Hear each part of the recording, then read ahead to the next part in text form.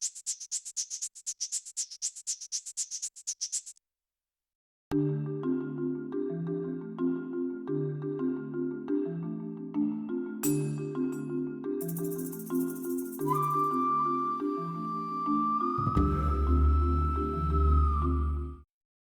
want to thank everybody for coming and taking some time tonight to join us. On behalf of the Montana World Affairs Council, my name is Bob Seidenschwartz. I'm now the President Emeritus, which just means I'm getting old. So I've been involved with the council really for about 12 years, and I just want to say a few words before I introduce Tom Tunney, one of our board members. I want to thank Tom and his lovely wife, Aileen, for the work and effort and support which made this program possible here tonight. It's their generosity and time that has brought us this wonderful program. So a nice round of applause for Tom and Aileen. Thank you. You know, I wanted to say something in light of course, recently the election, in terms of the importance of the council, but it just occurred to me, it really didn't matter in terms of the council, what happened before the election and what happens after. The work that we do is so important and so critical to moving forward intelligent discussion, critical thinking, and very importantly, a nonpartisan organization that can bring speakers from many different perspectives here to the community. Whether you may agree or not, the fact that we can come together in a room, hear different viewpoints, and have discussion in a civil manner is an important function of who we are as a society and as a democracy. So the council will continue its good work. But there were two things that happened that I wanted to share with you. I did a program this morning called the Montana World Affairs Council on the radio. The young lady was from Iran. She was a student at the University of Montana studying for a doctorate, so poised, so articulate. And to have that person be able to speak to an audience of 25,000 people and talk about her experience growing up in Iran, coming here to the United States, and the ability to come here to take advantage of our educational systems is something that really is just a part of who we are. And one of the things that was fascinating is she had to be very careful about what she said and was very concerned that we weren't putting pictures up on Facebook or social media because that may get back to her home country. So while she was very guarded and as open as she could be, it's one of the differences that sometimes we may take for granted. We're all over the place with our Facebook comments and our texts and our Twitters and Twixes, that's a candy.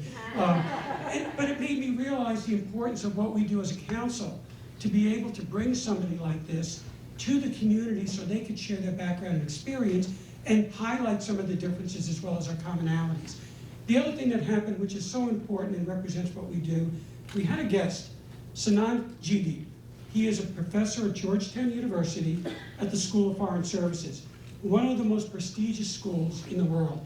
He came to Montana.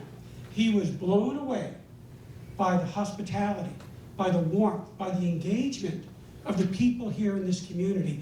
And the thing that he enjoyed more than anything was when he did counsel in the classroom, which is when we bring our speakers to talk with high schools all across the state of Montana. He spoke to 5 high schools. He was so excited about that that he asked, can I come back? He's coming back in the spring. We're going to be taking him to eastern Montana. Lane Deer is one of those schools. He's going to be going out to, for the first time in his life, and getting exposure to a Native American reservation, culture, history, and the region. So we've got some of the world's leading experts that cover a host of different levels of expertise and programs that want to come here and speak to you, the students. So if you think about that in terms of having the ability to get some of the world's leading experts that want to come to Montana, that says a lot about you as students, it says a lot about your engagement, and it says an awful lot about who we are as Montanans. So I thank all of you for coming here tonight. I want to introduce Tom Tunney, one of our outstanding board members, who will introduce our very special guest tonight. So thank you.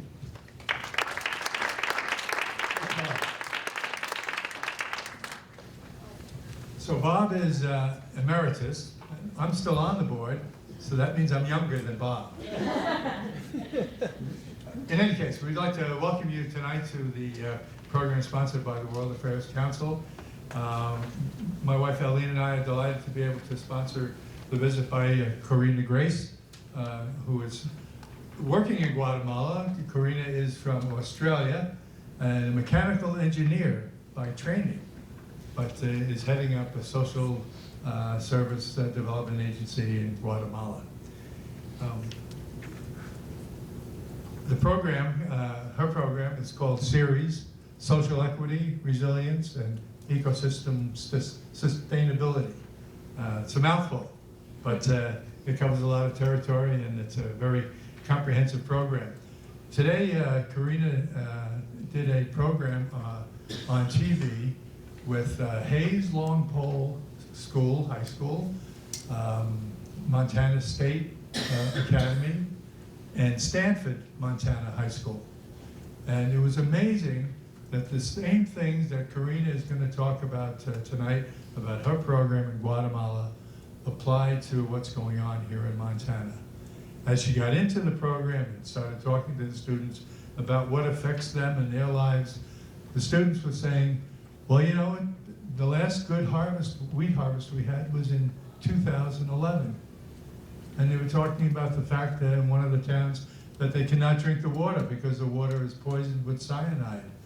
And they have no recourse and no way to resolve that problem. And so those same kinds of issues are germane to what Karina has been facing in Guatemala. Karina went to Guatemala as a banker about 10 years ago.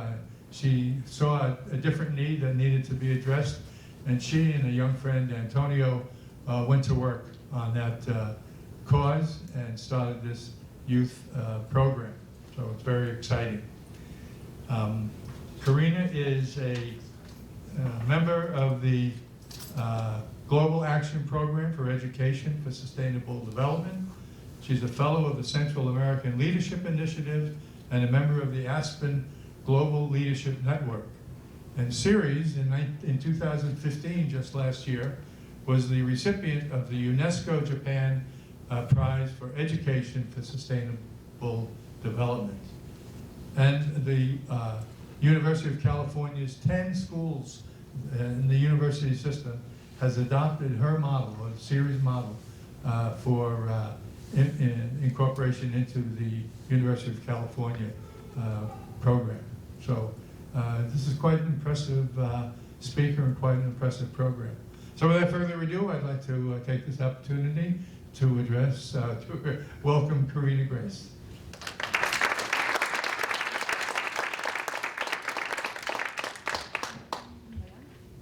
Yes?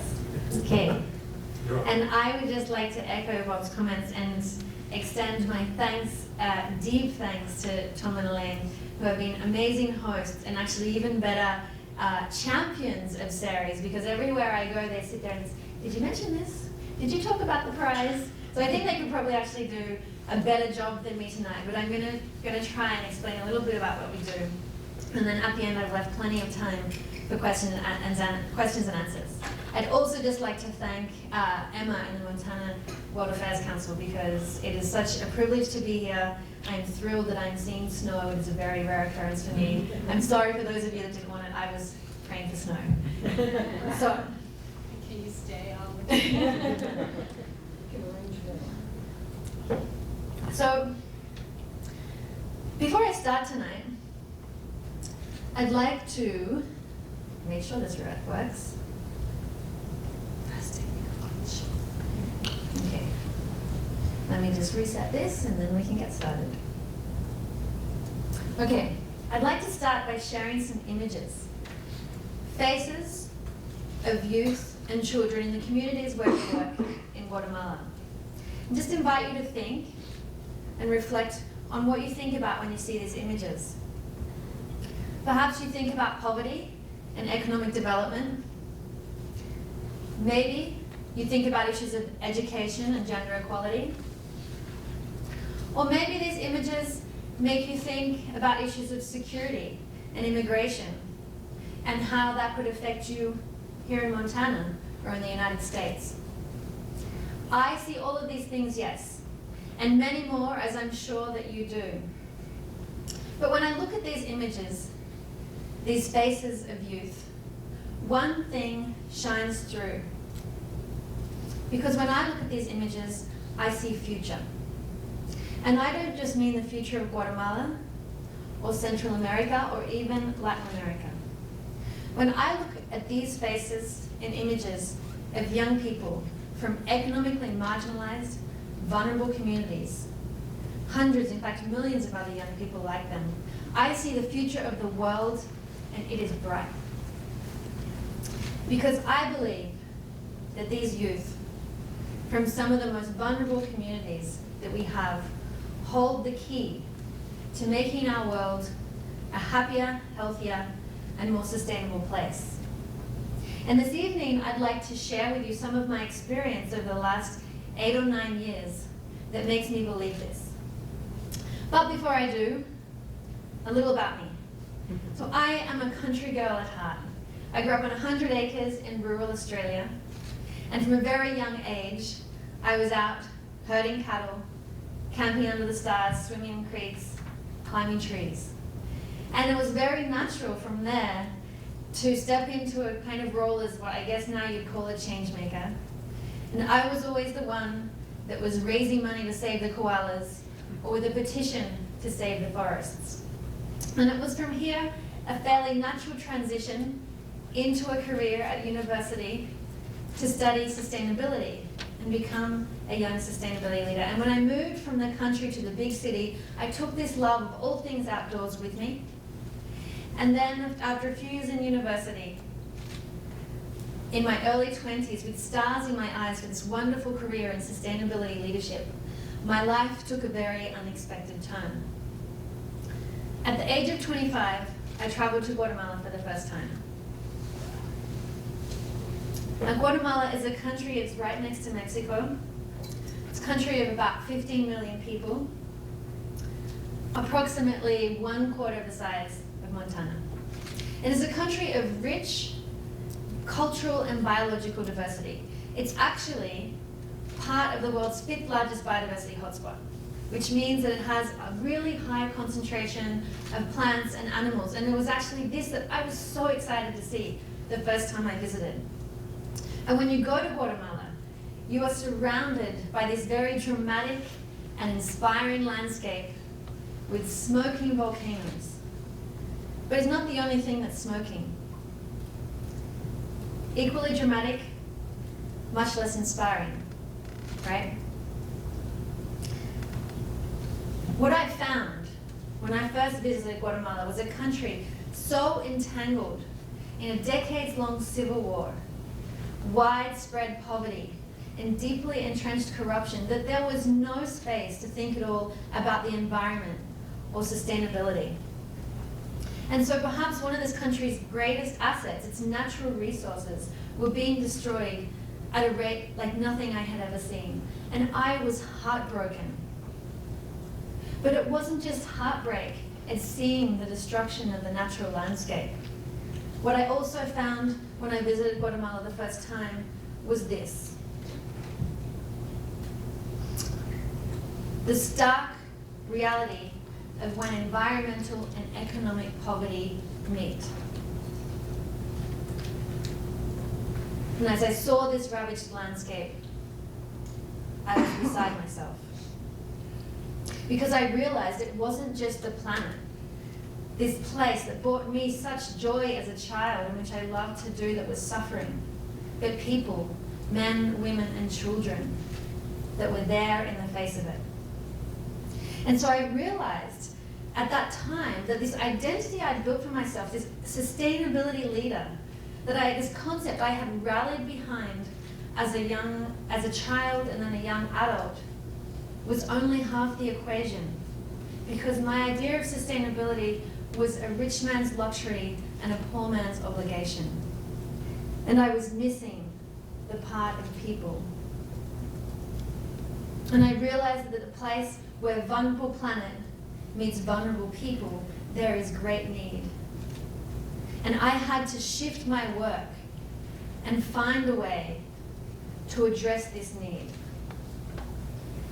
And so I found myself questioning everything that I had done, because yes, I held a great love for the planet, but I also had been raised to believe in justice and equality. and have love and compassion for my fellow human beings. And so I knew that if I was to continue working in sustainability, I had to find a way to address this. Now, it was about this time, as I was questioning and searching for answers, really with no idea what I was going to do, that I met Antonio for the first time, and my life changed forever. Now, Antonio and I could not be more different. Yes, we were both in our mid-20s when we met. We were both from rural communities, but about there, the similarities ended.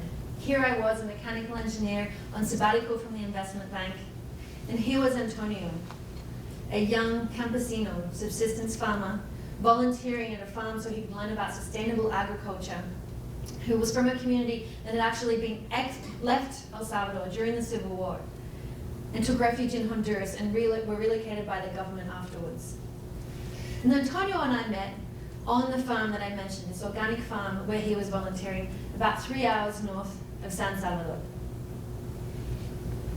It was a hot and humid February morning, kind of like every day in El Salvador. And I had traveled to the farm to meet the manager and learn about the project. And so, as I took shelter under this thatched hut from the sun, Antonio I met was there working. And to pass the time, I offered to help him out. And Antonio showed me how they took the corn from that year's harvest, the dried corn, and removed the seeds that they would then save for the following year. Now, Antonio, this young man, is an incredible person that has this open-hearted nature and curiosity and generosity of spirit that allows him, and I have seen this thousands of times, to make friendships across culture and language barriers like this. And I suppose in hindsight that it was this skill that Antonio had that he turned on me that fateful February morning. And as our pile of seeds that they would use in next year's harvest grew steadily higher, so too did Antonio and I sow the seeds of a long, unlikely, and life-changing friendship. And so Antonio told me that morning about how he was concerned because in his community, he was seeing changes. He was concerned because they were all farmers and their rains hadn't come and the crops were failing. He was concerned because when the rains came, they came so heavily and all at once that it would wash out the roots of trees. He was concerned because in his community there was no method to deal with trash and contamination. And so there was growing piles of trash. And in those growing piles of trash, water would gather. In the community that had never had any mosquito-borne infections, suddenly there were waves of dengue and malaria that was coming out from being bred in this trash. And he also talked about how he was concerned that for the people in his community who were subsistence farmers that relied on these harvests to make a living would have no way to deal with the changes. And as I listened to him talk, I realized that the anguish and concern he felt was the same thing churning around inside of me. But I also heard Antonio talk about his hope and his conviction as he told me and asked me, I want to make a difference, and I'm committed to making my community a safer place, a more resilient place. What do I have to do? And I was so inspired because here was this young man whose environmental footprint would easily have been less than 1/10 of my own, who was so committed to making a difference. And so I realized in that moment that that was where my work in the world would be. And I made myself a promise that I would take all that I had and all that I was to help Antonio be all that he dreamed to be. And so it began. And Antonio and I began working together on small projects at first in his village. But more than anything, we began talking with other youth. And as we did, we quickly realized that there were many, many other young people that felt just the way that we did. They had noticed the changes happening in their communities. They were concerned about what was going on, but they felt overwhelmed and powerless to do anything about it. And yet with a deep, deep desire to create change. And so we began organizing these youth in what we called congresses, these 3-day events, where we would gather young people together And first of all, we would create a space to talk about those concerns, to talk about what was happening in the communities and how this could affect us. And then together, we would draw and paint and talk about visions. We asked them, how would you like it to be? And then we would brainstorm. And we would say, what has to change? If this is what we're worried about, and this is our vision, what things have to change? And finally, we would work on concrete action plans and say, how are we going to get there? And so these congresses spread like wildfire. And in less than 12 months, we had worked in both Guatemala and El Salvador with well over 100 youth, just through grassroots organizing. And as we saw these results and saw what was happening with these youth, an idea began to form. But before I talk about that, let me talk a little about the area where we're working. We live in an area of the world that's known to many as the Northern Triangle. Has anyone heard of the Northern Triangle? A couple. Okay, so the Northern Triangle in Central America is a name that's put mainly by policymakers, development practitioners, politicians in DC. And it consists of Guatemala, El Salvador, and Honduras. So this is a region of the world that in the last few years is entering a greater and greater crisis. In the last 10 years, there have been more deaths in the Northern Triangle than during the civil wars of the 80s.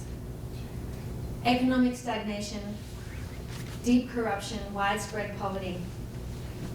And it is one of the regions of the world that is most vulnerable to long-term climate risks. If we go back and remember, vulnerable people, vulnerable planet. This is an area of the world where it meets. On top of that, this area of the world has an incredibly young youth population. More than 52% of the population is under 25 years of age. And more than 1 in 5 of these youth are neither employed nor in school, facing a future of crime, violence, and lack of economic and educational opportunities. For many youth in this generation, contemplating a future at home is contemplating a future without hope. And so as Antonio and I were working with these young people, and we saw how they got so excited and impassioned to create change in their communities and committed to their action plans, what we realized we were seeing was the birth of hope. Hope for a better future, hope for a safer home, and hope that they could do something about it. And so knowing this context and seeing the results that we were seeing, an idea began to form. And we thought to ourselves, what if we could take this problem and turn it into a solution? What is the opportunity? What if we could continue to ignite youth, to give them this hope, and to unleash their leadership to tackle the problems that were crippling their communities?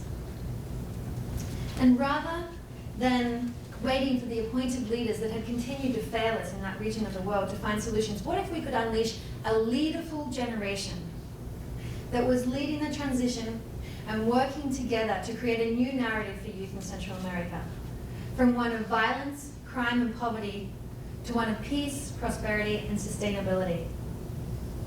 And so that original promise that I made to Antonio to take all that I was and all that I had to help him be all that he could be became our mantra. And we worked to start helping these youth. And so when they told us that they wanted to learn more about the changes that were happening in our region, and they wanted to learn more about the climate and about how to develop sustainably, then we put together classes and workshops to teach them that. And when they needed to learn technical skills for their action plans, then we partnered with other local organizations. And we worked on water testing and renewable energy and organic gardening so that they could learn to have more impact through their initiatives. And when these young people found themselves standing in front of town hall meetings and speaking in front of their peers and in their schools, then we taught them public speaking so that the messages they were communicating could have impact. And when these young people realized that they were working in communities that had experienced decades of conflict. Then we partnered with a group called Play for Peace, and together we learned how non-competitive games and laughter and play can build peace in our hearts and our minds, our homes and our communities. And when these young people began stepping into spaces of leadership and working with local authorities, then we used experiential education to teach about systems transformation and critical thinking and appreciative leadership so that they could move with agility and navigate these spaces. And when they needed a safe space for personal transformation and to learn about love and to create connection with their peers, then we gave them that.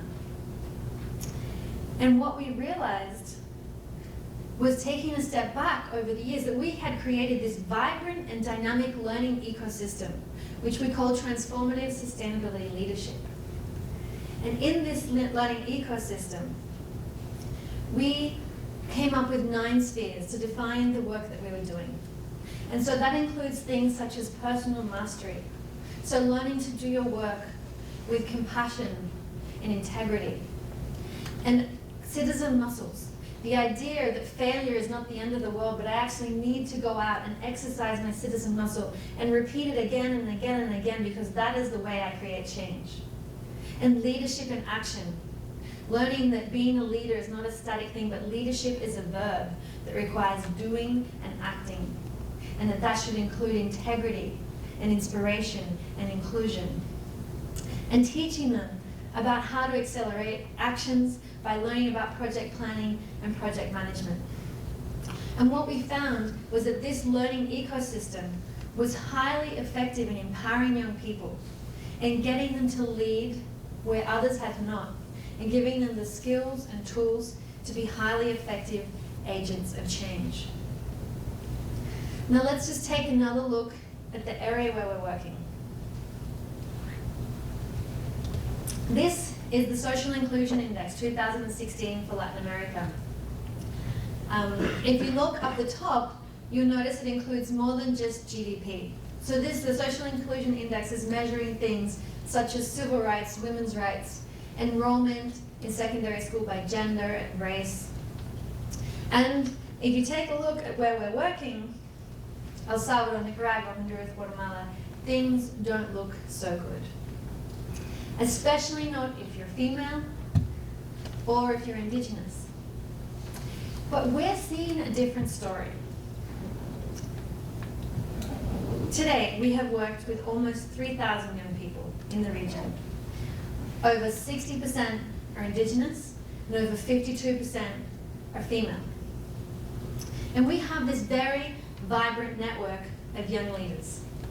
These young leaders are empowered with this magnificent tonic of agency, hope, and self-determination. And they are standing up and saying, I have an idea about making a difference. I have a dream, and this is what I am going to do. And they are making a difference. Now, I want to share this with you. This is our outcomes map. So as we started to see this difference, we tried to understand how can we talk about this in a way that will allow us to replicate it. And so we took a step back and we looked first at what were our 3 strategies. If you can see across the top. So our programs are working to develop sustainability and leadership competencies. Everyone involved in our programs has to be involved in a community initiative or an action plan, to be out there doing something.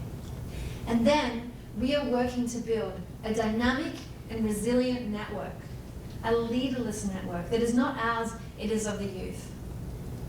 And what we saw, if you have a look, tier 1, the kind of short-term outcomes that we are seeing as a result of our work here in orange, an increase in youth-led initiatives in the communities, a change in attitude, more communication amongst young people about issues that are critical to them.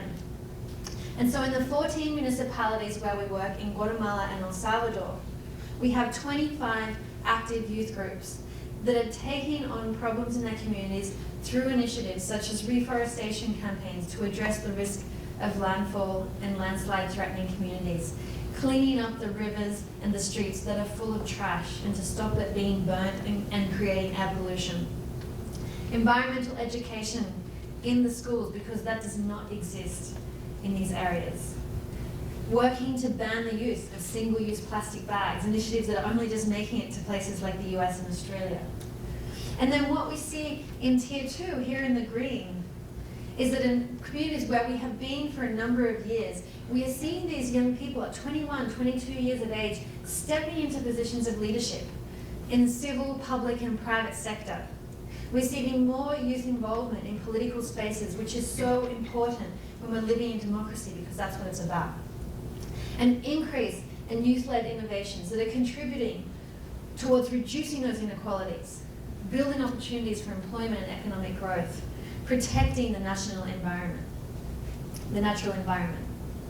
And we are also seeing, as they step into these spaces of leadership, that these young people are advocating and working for policy development and implementation, not just for environmental problems, but they're also tackling issues such as gender equality, such as Indigenous rights, such as addressing the huge gang violence against youth in El Salvador.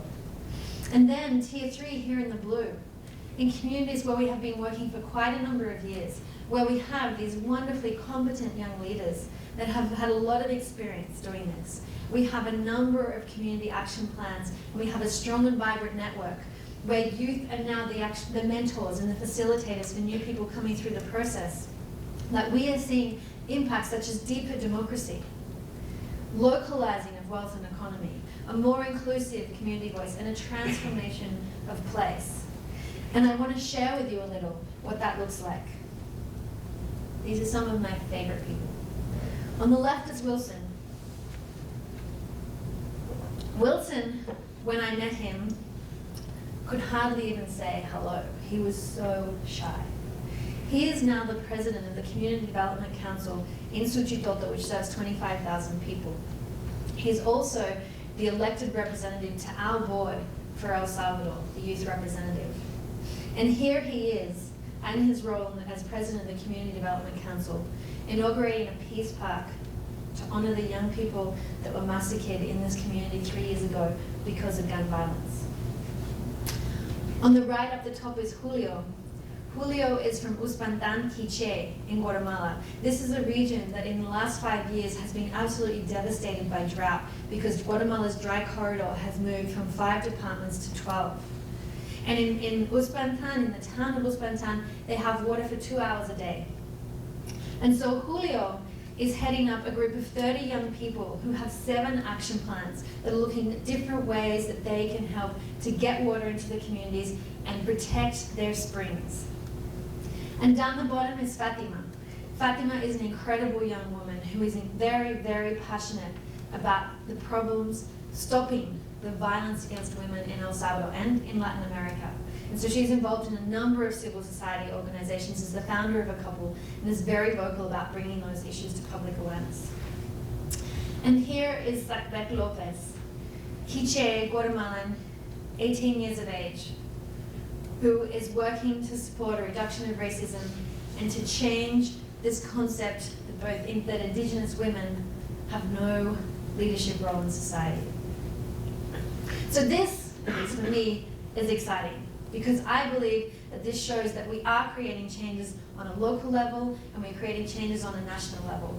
But I did say that these youth hold the solution to making the world a happier, healthier, and more sustainable place.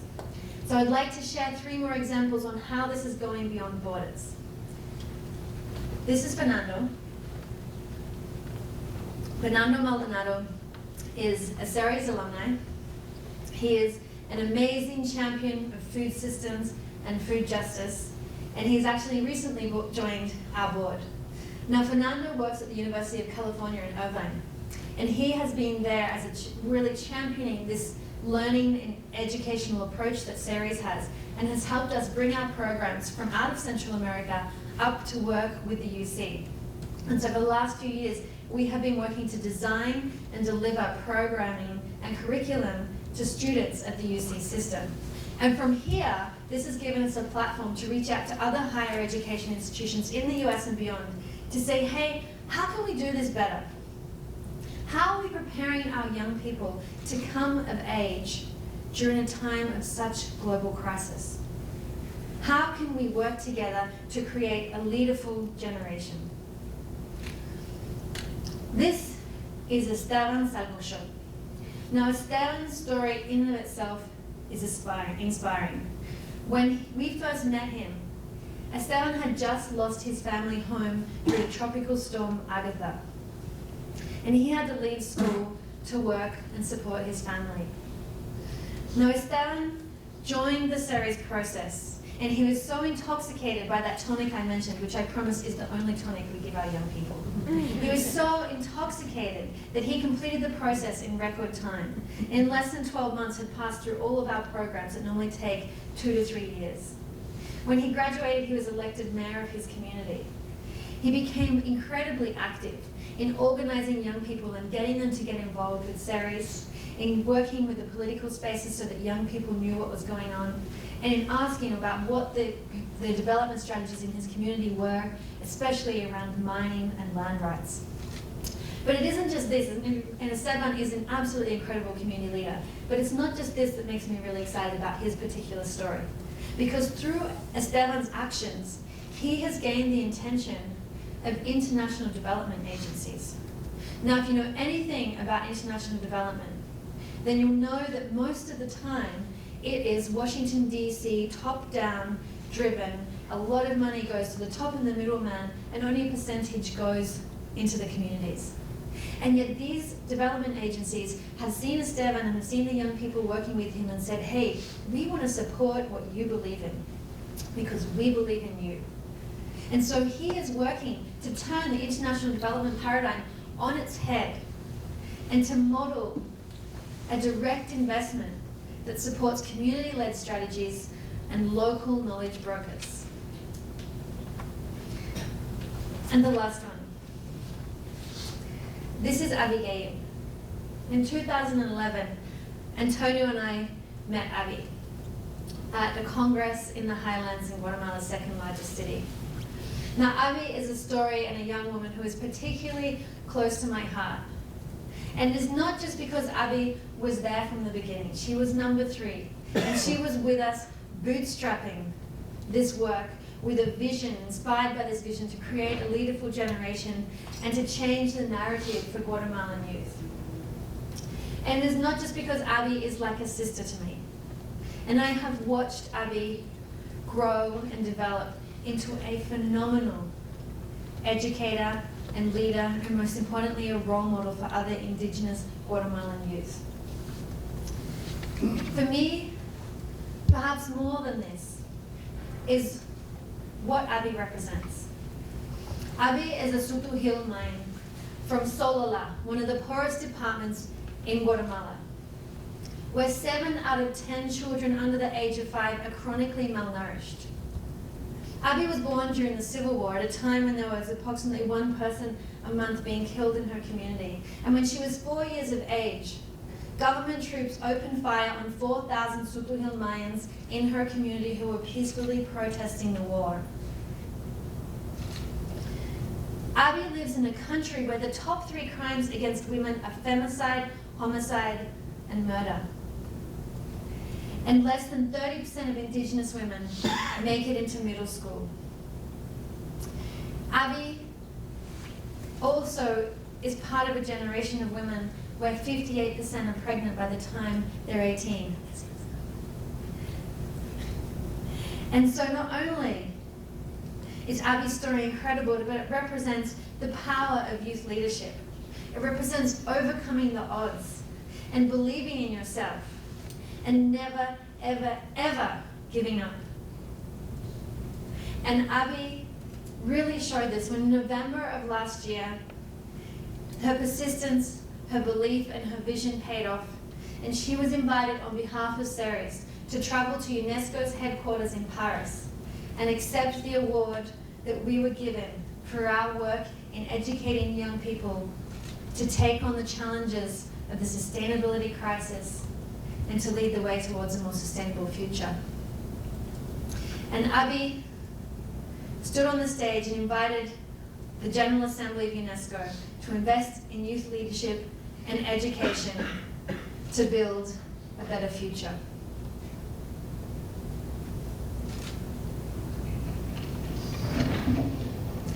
On behalf of CERES, our facilitator, ESD ambassador, and young people across Guatemala and El Salvador, I would like to express our gratitude to UNESCO, the government of Japan, and the GOI Peace Foundation for this honor and recognition.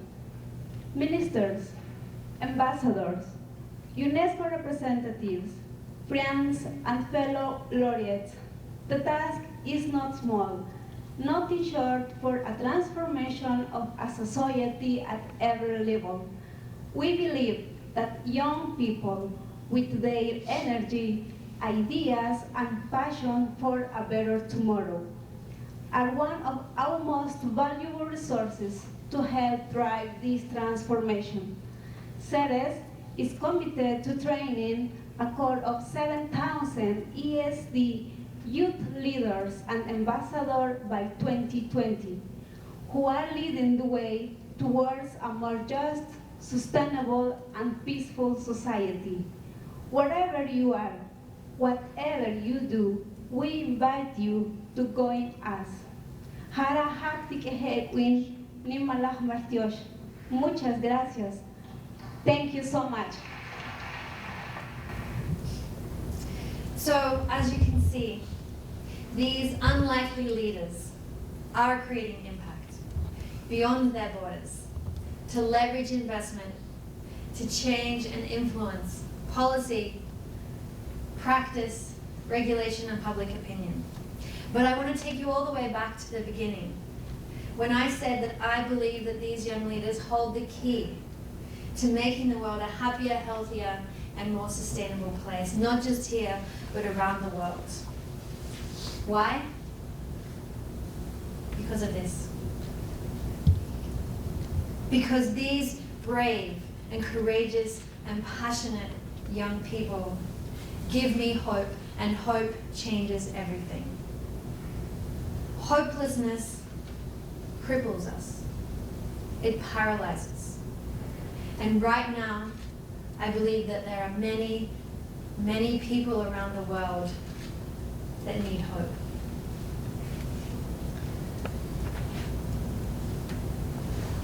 Hope tells us that better things are possible. And these leaders and their stories of change give us hope.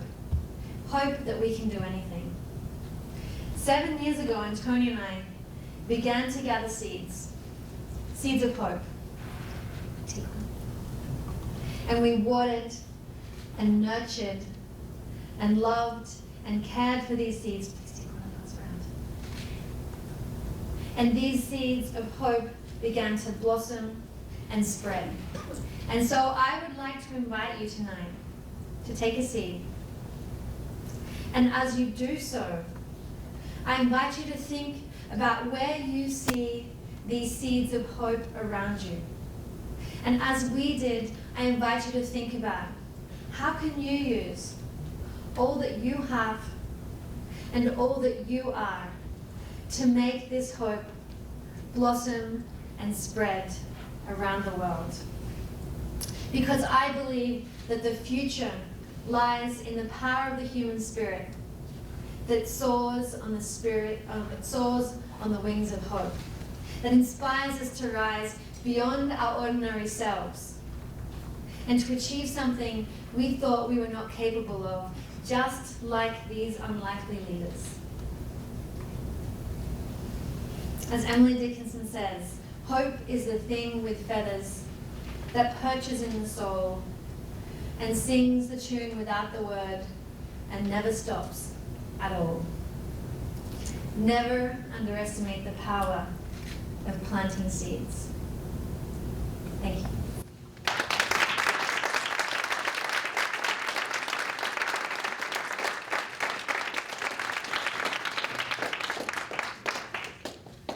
Thank you everyone so much for being here this evening. My name is Emma Harrison. I'm the Programs Coordinator of the World Affairs Council. We're going to open it up to some questions. I'm sure many of you are interested to hear more about the incredible work that Karina does. But first, I want to thank her so much for being here. On behalf of the Council, this has been an incredible experience for us already. I know personally I've been moved and inspired by the work that she does, the passion that she has and the impact that she has already had with this incredible organization. So we have a gift for you to thank you for making the journey up here to Montana. Yes. And I will give you the microphone so that you can be very loud and ask any questions that you may have. All right. Thank you for your presentation. My question is about how your organization is sharing this information of how to instill youth development and empowerment throughout different scopes of work. So maybe in a national context, in Montana. So my question is, are your materials available for anyone to use curriculum-wise?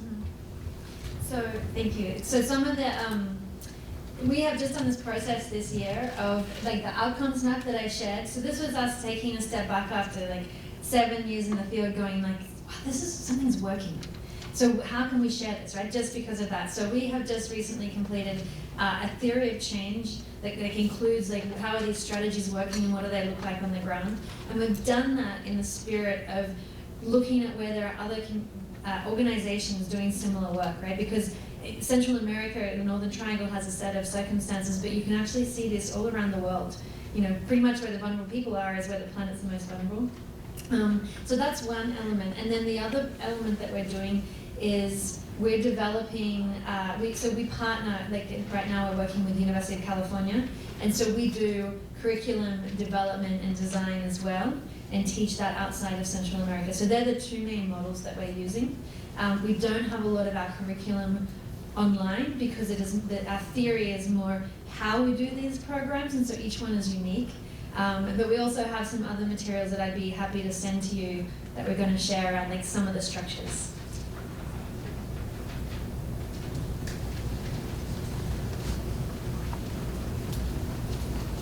Emma's in charge of the questions. Shoot your hand up, I'll find you.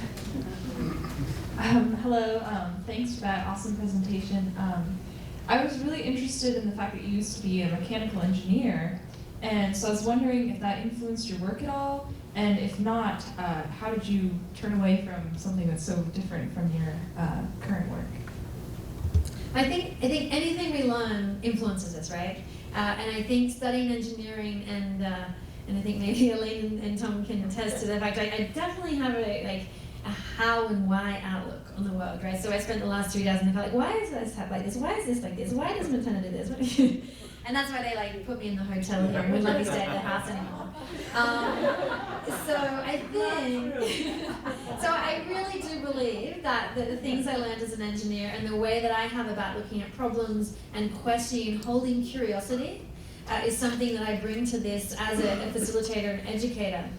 But by no means thought that this is where I would be. And so I think that if anything, it is a curiosity I have to understand how the world works that has really informed then the way that we've developed our educational curriculum. I have no idea how I ended up doing this. I think there's two here, Emma. So here, you can just pass it over. How's that? I love that presentation. Can you tell me what Sirius's annual budget is? How much of it is from public versus private sources?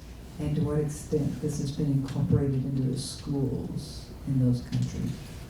Our annual budget is $140,000. We do 36 programs a year. All of them are multi-day programs, all except one are residential. Our youth try and pay for their transport, but we don't let money be a barrier to participation. Having been there since the beginning, and then so 70% of the people involved in our organization are youth that have come all the way through the process. So they're our facilitators. Our budget tends to like increase exponentially every year as we like look at what's going on and add more things. So 2 years ago, our budget was $50,000. So it is increasing. We don't. Okay, so yeah, I don't know if I answered that one. In terms of our involvement with local schools, we work with school-aged children. We haven't entered into formal education, and mainly because the formal education system in many ways I see as a barrier in Guatemala and El Salvador. So in Guatemala, the average education level is 4th grade.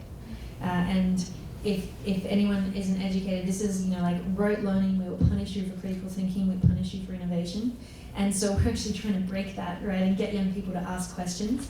And so we did work with schools for a while, but we found that young people, when they were in their classroom environment, which was so oppressive, that it was so much more difficult than taking them out to this really nice, inspirational outdoor setting and saying, hey, there's no teachers here, we're going to play and learn, and we're going to go crazy, and no one's going to tell you you're doing something wrong. So we're outside of the formal education system. Having said that, Tom mentioned we are one of the key partners in UNESCO's Global Action Plan for Education for Sustainable Development. And so in that, they look at 3 kinds of education: formal, informal, and non-formal. Right? So formal is your school.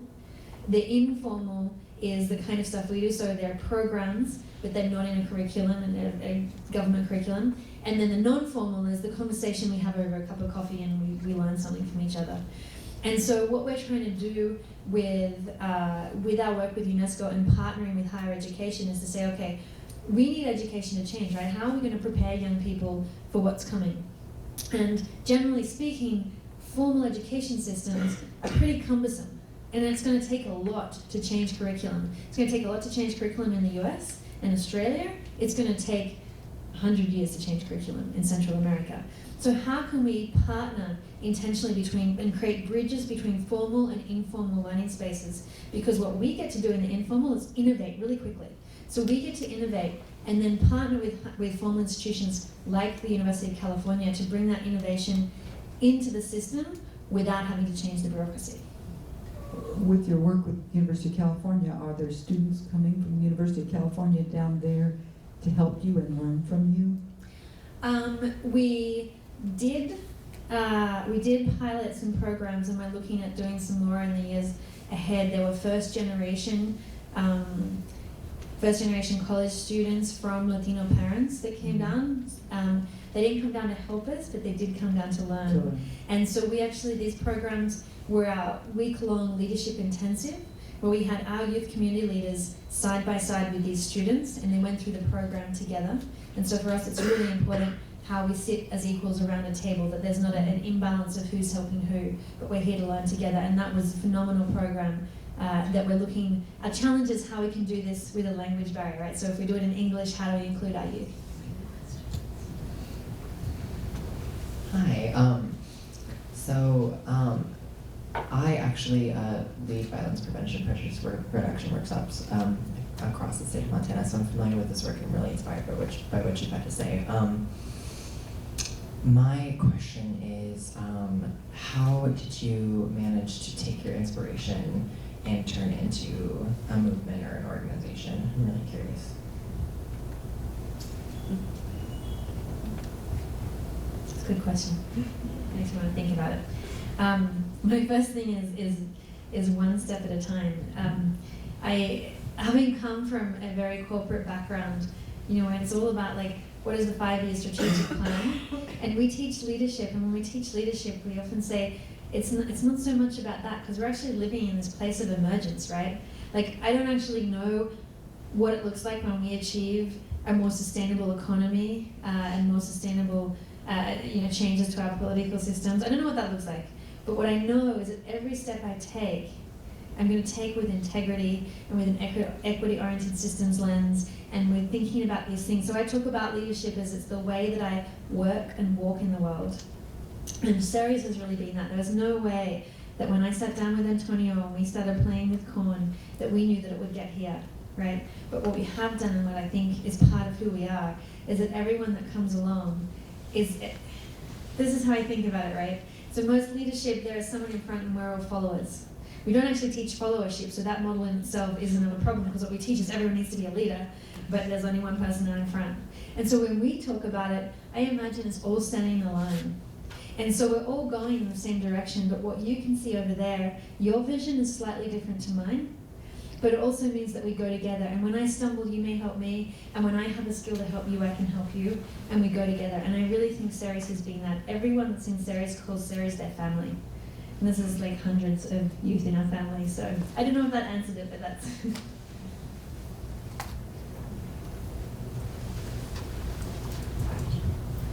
Hi. So the problems that you're working with, such as the oppression and the poverty, this is very intimate to the people. So how is the government reacting to your response and your involvement with these people? So on a local level, governments are pretty excited. We had this really great thing happen a year and a half ago in El Salvador, in the municipality of Panchimalco. El Salvador, especially in the last few years, is having increasing problems with gang violence, and youth are really the currency. And so Panchimalco, which is really close to where this violence is, took a look around the communities, and they went, wow, there's like some communities that are doing really, really well. And they studied those communities, and they found the only common factor was that was where we had series leaders. And so they actually came to us and said, like, what would it take for you to do a whole lot more of this all throughout our municipality? So on a local level, it's really well received. And we're actually, in all the 14 municipalities where we work, we're creating partnership with local government, because one of the things we're interested in doing is these countries were all in civil war for decades. Guatemala, 36 years, right? And that civil war really targeted civil society leaders. So the youth we're working with were all born on the cusps of the signing of the peace accords, and they were born into a vacuum in civil society leadership. And so that, not only that, but in a great fear about standing up and speaking out. And so we're really looking at how we are preparing young people to step into those positions. And so at a local government level, it's really well received. At the national government level, it's we're not really on the radar, and we're kind of okay with that. So I'm interested in the fact that you're not from Guatemala, but you have this motivation to do this work there. So I kind of have the same question about people from the U.S. here locally. You get your world geography or world history or whatever in high school, but without actually going there and having that kind of life-changing experience for seeing it for yourself, not everybody has that opportunity, obviously. What initiatives do you know of, or just on a more general scale, what ideas do you have for educating people here and get them, incentivized or just at the very minimum educated outside of, the basic formal public school education, basically? I mean, if we're talking outside of the formal public school education, I'm an advocate for go local and go deep, right? And so I do see a lot of people, young people, when I was at UC, there were so many people that came up and like, oh, it's great, like you're working in Guatemala, and I'm gonna go to Costa Rica, and I'm gonna like help them in Costa Rica, and I'm gonna go here, and I was like, do you, I came from that, right? Like I turned up in Guatemala, and when I was there, I didn't expect to stay. I didn't speak Spanish. And it was really a shock for me, and I have to say it's taken me 8 years to come to terms with the fact that I'm so far from my family. Like, it's actually not an easy thing. And I'm not in a country that I would choose to live by lifestyle. I'm there because my work called to me. At the same time, I think that there is so much, I think that there's a really important place in recognizing we live in a global society and understanding that whatever my choices are here, in a global society impacts someone somewhere else. So how can I live a life that I want to lead but without causing pain elsewhere? So I think, to me, that's about, building connection, just going out and talking to people. Our communities are full of diversity. Our communities are full of people with different stories. And wherever we are, I think we can go local and go deep and bring up that richness of diversity to teach us about the world. And yeah, if we get to travel, fantastic. But I'm a big advocate for the experiential education and the non-formal learning, right, that comes outside of the classroom.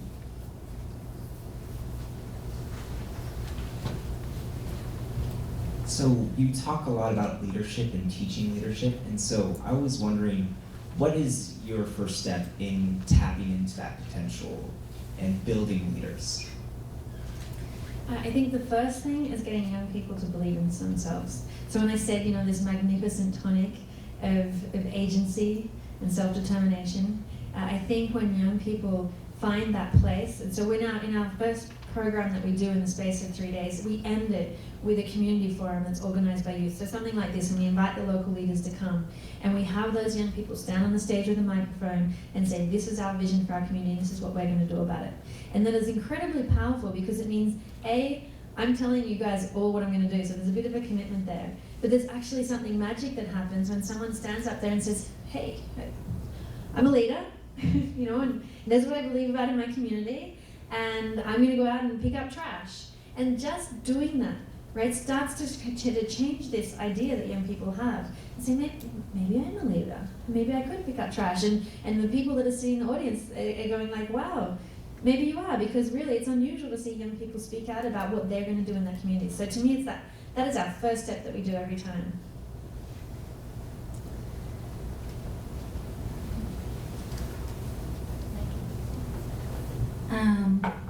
So you touched upon various issues at the beginning, you know, about deforestation and the plight of Indigenous women and the lack of environmental education, among other things. And and obviously your organization has done a great job developing all of these youth into these very fine leaders. So where have you found, there's a lot of resistance in these places. My family just spent the last semester in Guatemala, and we understand how much resistance there is for you to make these changes and for these leaders to make these changes. And I'm just wondering, where have you seen the largest impact, like a positive impact, in what area? Is it with the environment in terms of reforestation, deforestation? Is it with women? Where do you feel like you can get past some of this resistance, where you can educate, you know, the people who have more and don't want change? Tell me more about where's the resistance you're talking about? So in change, so for example, with deforestation or reforesting, there are many farmers who can make much more of a higher income, you know, growing all their vegetables and their fruits in the mountainsides, the steep mountainsides, as you've seen. So there's a lot of difficulty trying to convince the people to have these long-term plans with reforestation, and how is it going to benefit them immediately, and it doesn't. It doesn't benefit these families, so that's one. And then of course with women, and how, you know, traditionally over the years or since the war, you know, because the Mayans were very powerful, and I mean there was more equality at one time among the Mayan culture, and it's changed quite a bit over the last 50 years. So I guess I'm just saying, where do you see the biggest impact in these changes? In which areas is it easier to make these changes, and have you seen the changes? So I just want to start by saying, when my mom told me to eat my Brussels sprouts, I didn't, right? I resisted. When my mom doesn't tell me, I order them like I did last night, because they're delicious, right? So I just think naturally when we're told to do something, you know, versus when we discover it for ourselves, and we discover because we know this is what's right for us. And so part of the methodology that we use is based on discovery. We're not telling anyone to do anything.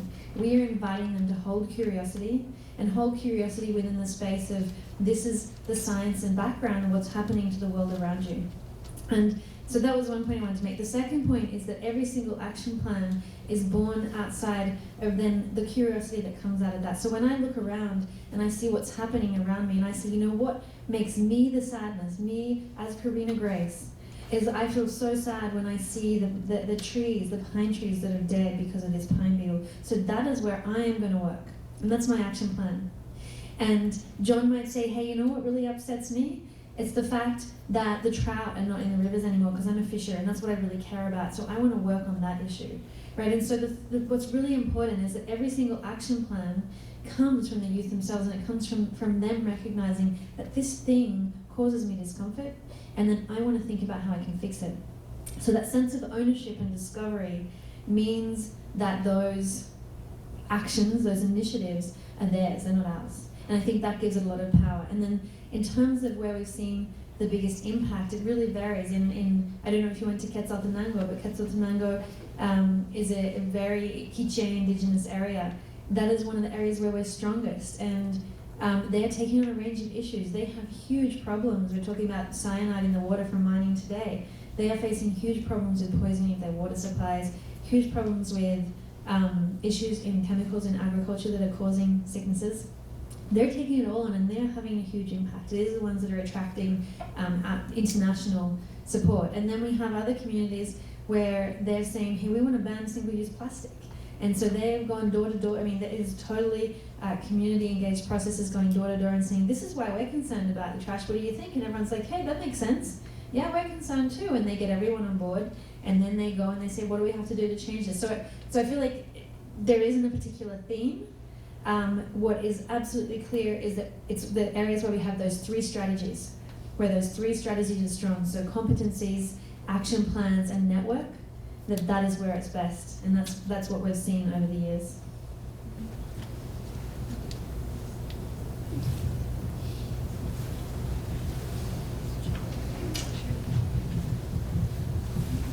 Thank you for your wonderful presentation. I'm just wondering, what can we do as young people, I know there's a lot of us in the room, to bring this sort of philosophy into our own communities? Yeah, that's it. So the thing that's fabulous about young people, and we work with UNESCO because their definition of young people is under 35, so I'm still there. Right? So the thing that's really cool about us is that young people, we have this curiosity, and it's like, this is youth, right? Youth ask hard questions, and they look around them, and they ask why, and they agitate, and they are very often the leaders in social innovation and change. And so I think part of it is to naturally be ourselves, but to really question what's going on, right? And so part of it, we say, one of the first things we do with our young people is to say, let's have the courage to have our eyes wide open and see what's happening around us. You know, so I hold, instead of fear, I cultivate curiosity, but I'm not afraid to look. And so first of all, looking at what's going on around you, and then asking yourself, how do I feel about this? And we did a really great exercise today, because what is happening, and I haven't yet to meet a young person that doesn't feel anger, sadness, frustration, overwhelm, fear, or apathy, right? And all of these emotions, while they're overwhelming, also become our fuel, because it was my anger at what people have done to my planet that was my passion for starting Ceres. And it was my fear that I would lose things that made me realize I had great love for people and the planet, and that was my inspiration. And so I always start from that point of saying, let's have the courage to look around us, and then let's stand there and say, hey, we can do something, and believe in our own power to do it. Because right now there are more young people on the planet than ever before. If you're in higher education, 80% of the decision makers in community, politics, and private sector are from higher education. So you are absolutely shaping the future, right? Your decisions, your actions are going to decide which way this world goes. And so to really own that and know that your actions are going to make a difference.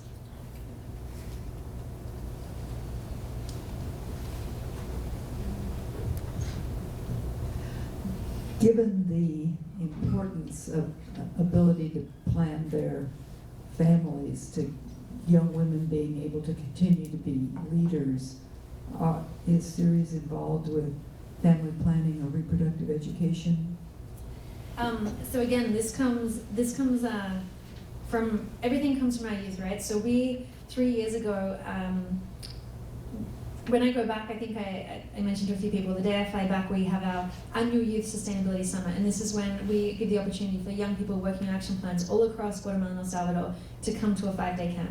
And part of it is interacting and networking, learning from each other. We give them technical skills, we provide room for open space technology so they can chat, and we do leadership development. And so a couple of years back, they got together and they said, okay, so if we're environmental leaders and we understand that population growth is a problem, can we have kids?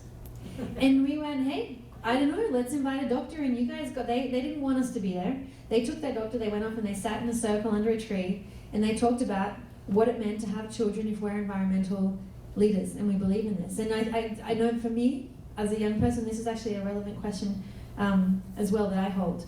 And what came out of that was they came back and said, this group, we'd like to have them every year. So every year at this, currently, well, they're still asking for it, at our annual summit, we have a group called Wings that does do this education to come and talk about what that is. And it's totally optional to go to any of these workshops, but young people are interested. These are relevant questions, and at least the dialogue is helping them to think about options. Wings.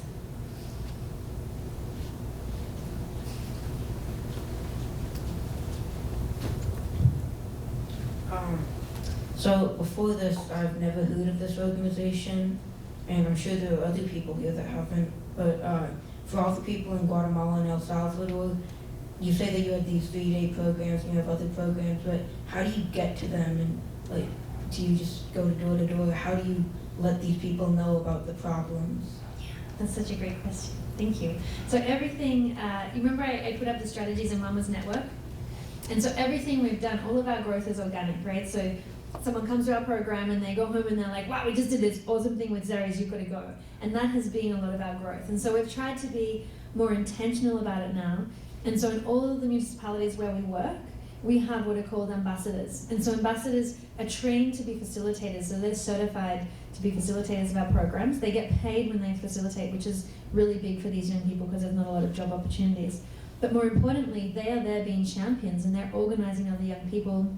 I think what also happens is, again, for these youth that don't have a lot of opportunities for much, they don't have after school programs, a lot of them are working and going to school, that is just something that they can belong to. And so one of the interesting things we've seen in El Salvador, where there's a lot of gang violence and a lot of problems with gangs, is we've had young people in our program say, we were about to join the gang, and then we realized we could join Xeres. And so I think part of it is that this is a region of the world where young people aren't valued, and so we're valuing them. They want to be involved. So we always have more demand, unfortunately, than programs we can provide.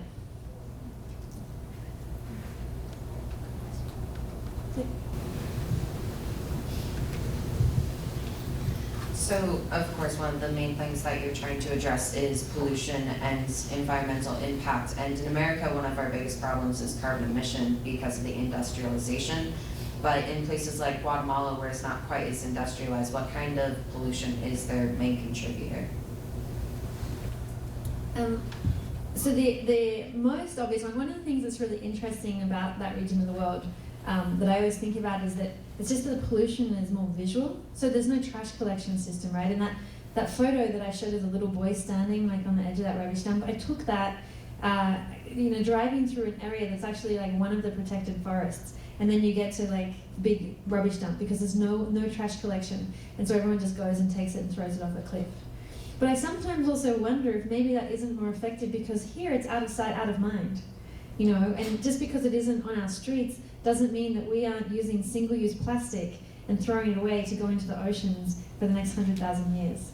And so in terms of pollution and contamination, it's really visual. The buses throw out these huge black clouds of smoke. It's really intense, right? And so I always think about the pollution from the buses. You can smell the burning trash all the time. The impact isn't as much, but I think it is more there, and so that's what I mean about these vulnerable people and vulnerable planet, right? Because they're living on the front lines of this in a way that we're not so much here. Also, they have one of the highest rates of deforestation in the world. So there is kind of a big impact happening from that on a global basis.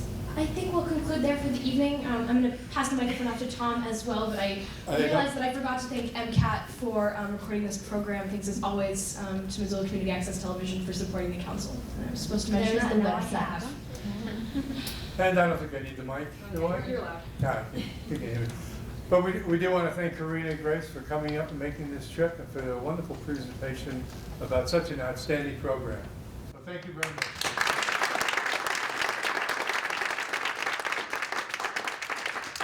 Thank the audience for outstanding questions. Those were terrific, And why don't we do more? Because we don't have more funds. Well, we can all help with that. There is a fund desk out there where you registered, and we'd be happy to take any loose dollars you might have in your pocket, and maybe you would get some more corn. So thank you all very much for coming. We've had a great night, and we wish you well. Thank you.